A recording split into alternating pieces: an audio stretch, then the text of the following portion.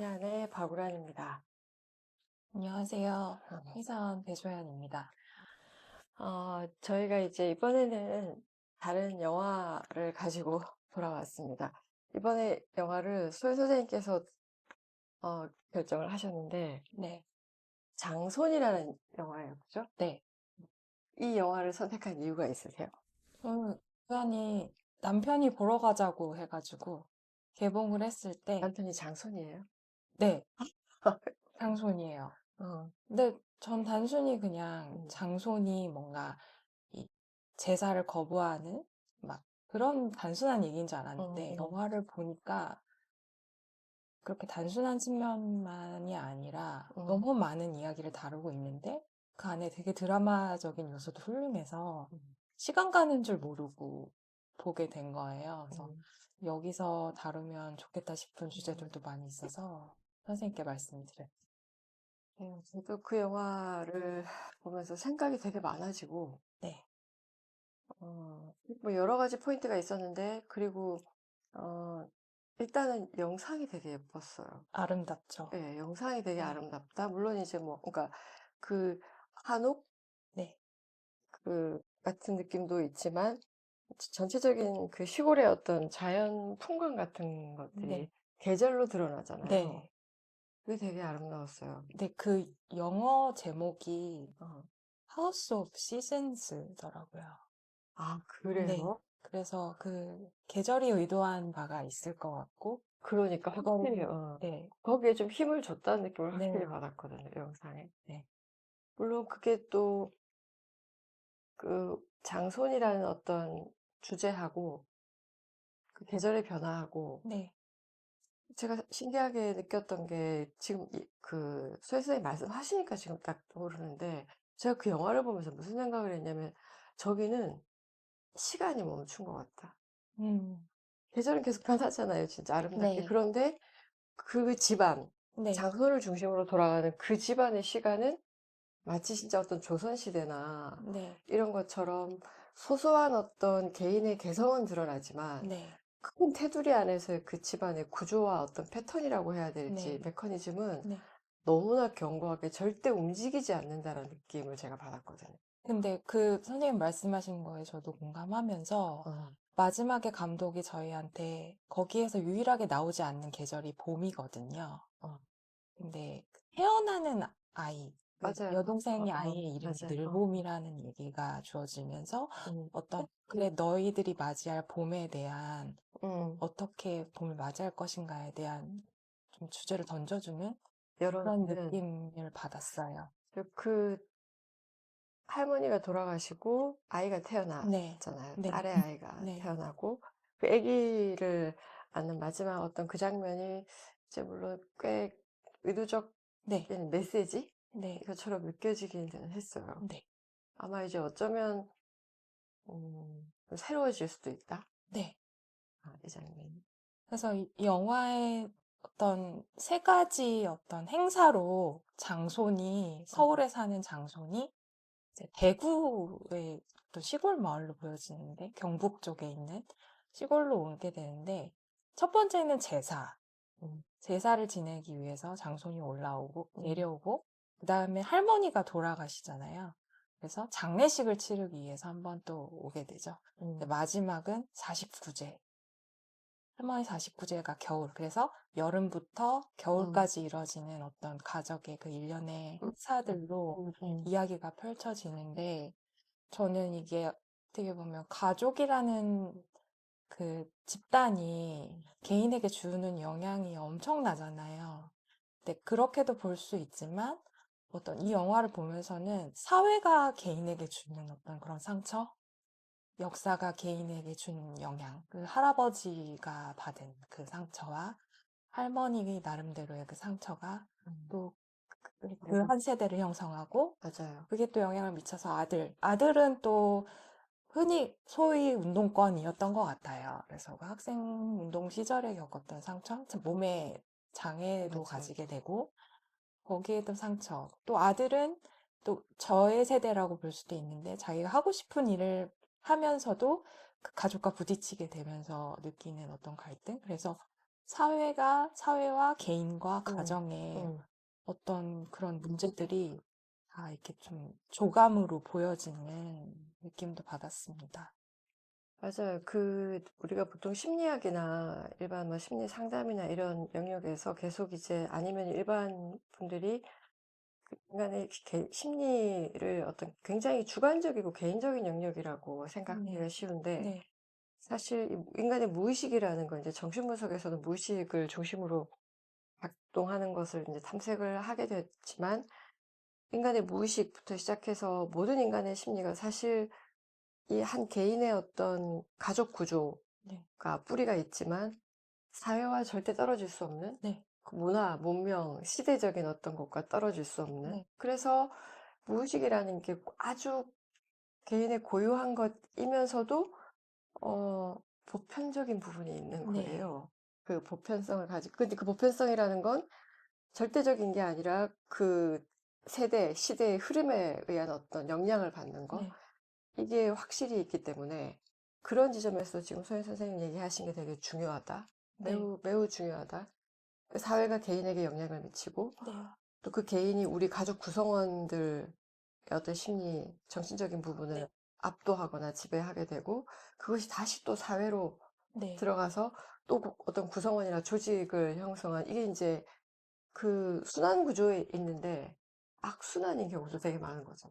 맞아요. 그래서 이 마지막, 이 영화도 마지막에 역시 또 우리에게 그 질문을 던진다는 얘기가 좀 생각이 들었고, 특히 저는 할아버지에 대해서 많이 생각을 했는데요. 할아버지, 네. 음, 그리고 할머니. 그래서 그리고 두부공장. 그 두부공장이 저는 왜 두부공장일까를 생각했는데, 두부공장을 이렇게 보면서 기이하다는 생각이 들었거든요. 왜냐하면 어, 이게 뭔가 현대적인 것 같으면서도 사람이 완전히 하는 일이 많아요.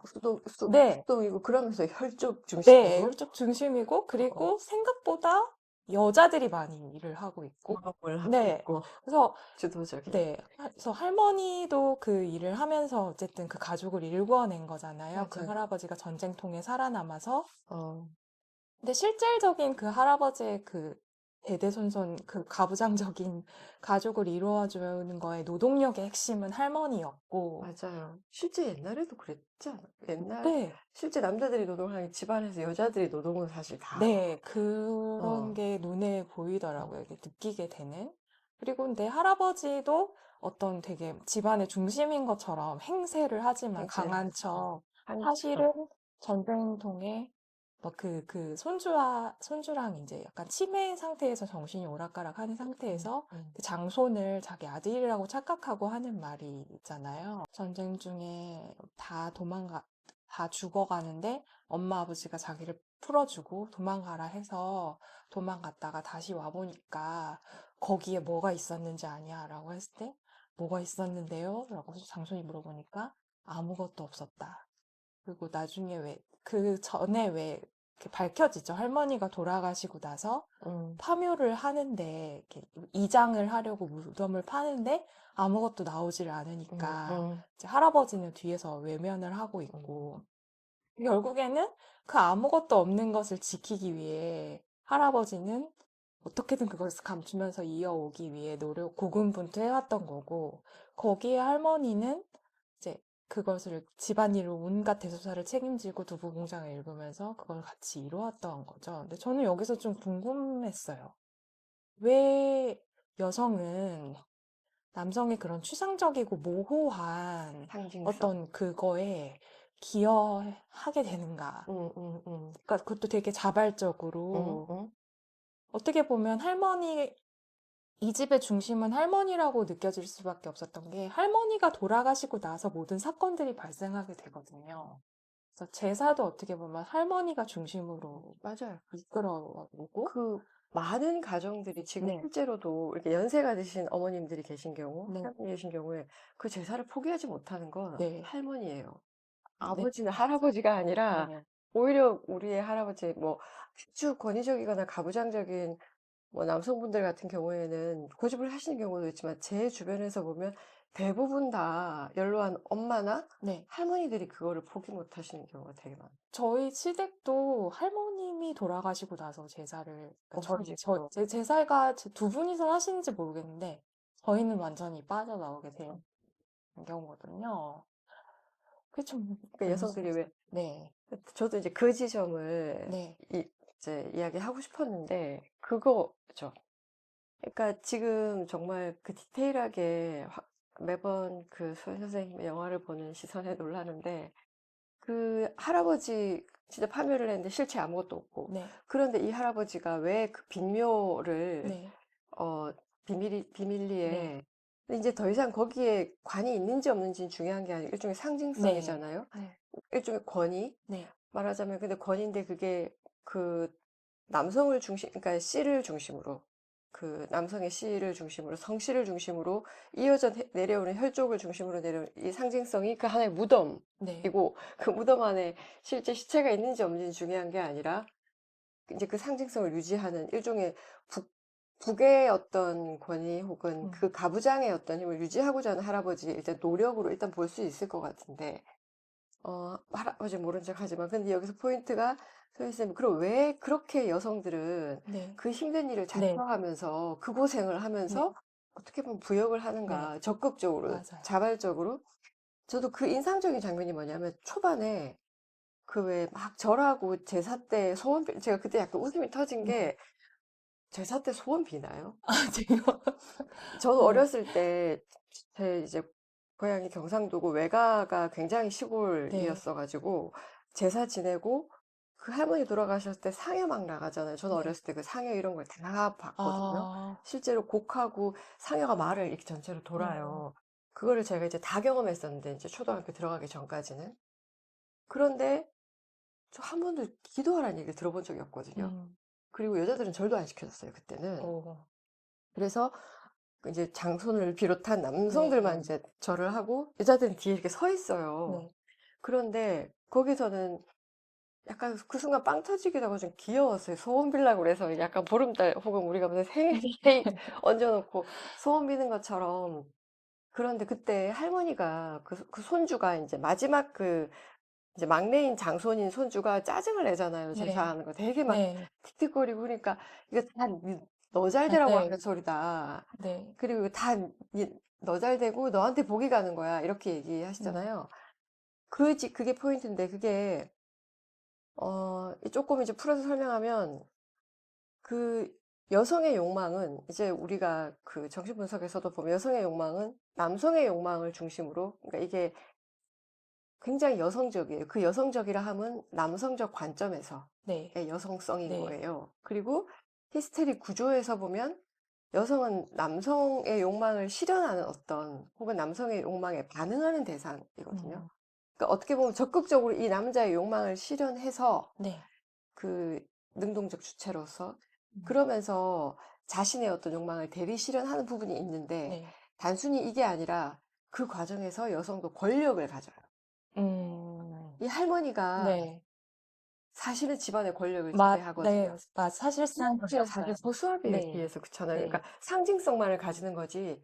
실제 그래서 지금도 막상 뭐 이제 그 여성분들 중에 남편이나, 아니 뭐 난 생각 없어, 뭐 그 제사 안 해도 돼, 엄마한테 없애라고 하자, 뭐 이렇게 없앤다고 해도 막상 어머니들이 못 노는 게 이게 하나의 권력인 거예요.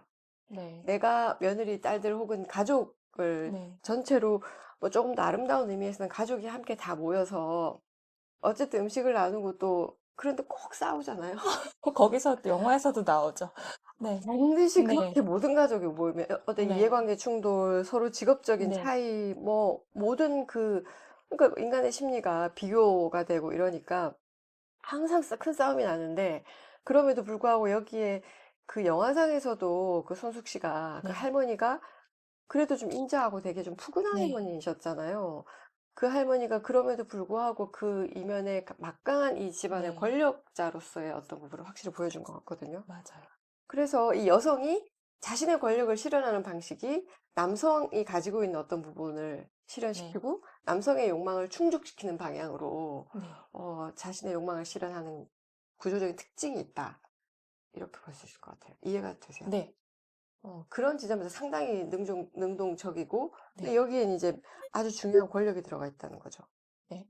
그런데 그 반면에서 보면 고모가 또 저는 그 나오죠. 고모가 제일 인상적이에요. 약간 제가 비위가 약간 됐어서. 아, 저 어, 고모는 큰 뭐 고모. 같은 여성이지만 음, 결혼을 했던 여성이지만 어떤 그 집안의 여성임에도 불구하고 흡수되지 못하고 되게 굉장히 소외되는 겉도는, 네. 그 겉돌죠. 딸, 게 큰 딸, 되잖아요. 네. 큰 딸. 그건 어떻게 보시는지. 그게, 손 씨는 어떻게 보셨어요? 저는 어, 저는 개인적으로 저도 약간 가족이랑 이렇게 음, 대면을 안 하고 있는 상황이라서 공감이 되는 부분이 있었어요. 그리고 확실하게 뭔가 영화적 요소를 가미하기 위해서 막 집에 불을 질러버리는 막 그런 상황이 연출이 되잖아요. 음. 근데 그럴 만도 하지? 약간 근데 사실 이제 이제 마지막에 그 고모와 직접 관련 있는 어떤 그 집이 네, 불이 나잖아요. 네. 불이 나는데 그, 어, 고모가 불을 지른 게 아니었죠. 고모가 불을 지른 게 맞아요. 맞아요. 네. 어. 그래서 그 장손이 고모를 찾아가잖아요. 불이 났었다. 그래서 그래, 그래, 그래. 자기 사진이, 장소는 아빠가 네, 그런 줄 네. 알고. 아빠가 술을 먹고 그랬던 것 같다. 응, 근데 응. 여기서도 약간 그 집안의 가장을 보호하는 고모가 그 자기네 동생이죠. 남동생 남동생을 장 보호하는 보호한, 느낌을 받았던 보호하더라고요. 그 태근이는 바퀴벌레 하나 못 죽이는 그러니까, 애다. 그럴 리가 없다. 음, 그러고서 말을 멈추니까 이제 느낌이 네, 그래, 알아차리는 거죠. 알아차리는 맞아요. 거죠. 그래, 그래서 장손이 이제 막, 나 갈게 하고 급히 병원을 빠져나오게 되잖아요. 저는 그 집안에 뭐라고요? 우리가 이제 일반 심리학에서도 항상 한 가족이 있으면 그 가족의 가장 큰 약점? 네, 이 약점인데 이게 약해서 뭔가 문제가 있어서가 아니라 그 가족 안에서 일어나는 이제 문제, 심리적인 뭐 압박이라던가 증상적인 징후들이 한 사람한테 음, 모이고 그 한 사람의 어떤 증상이나 한 사람을 통해서 해소되거나 네, 말하자면 일종의 쓰레기통처럼 아, 그런 대상이 한 사람씩은 있다는 거예요. 그러니까 네, 약간 미운 오리 새끼가 하나 있는 네, 거죠.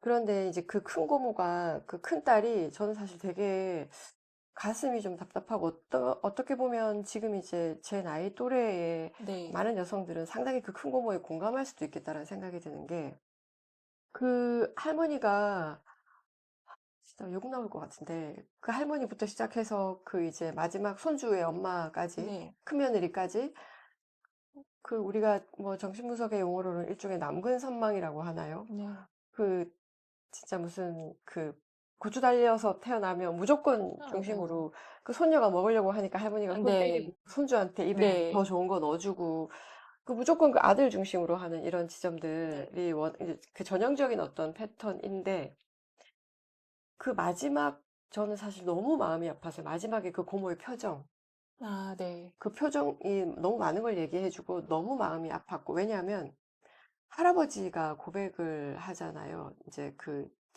네, 치밀기 그리고 이제 이건 뭐 우리가 항상 스포를 많이 하지만 이제 마지막에 반전이었던 게 왜 저도 약간 집에서 큰딸이고 네, 남동생이 있고 굉장히 공평하게 자란다고 생각을 하고 자랐는데 막상 알고 보니까 굉장히 남동생을 네, 중심으로 아들을 중심으로 거기에서 은밀한 소외가 계속 있었고 거기에 대한 정신적인 정서적인 부분들이 제가 네. 모르는 사이에 있었다는 걸 저도 이제 분석을 받으면서 알게 됐고 그런데 이 소외 가정에서 오는 외로움, 그러면서 제가 어떤 캐릭터를 갖게 됐냐면 집에서 성격이 굉장히 까칠하고 아, 별난 사람이 된 거예요. 아, 네.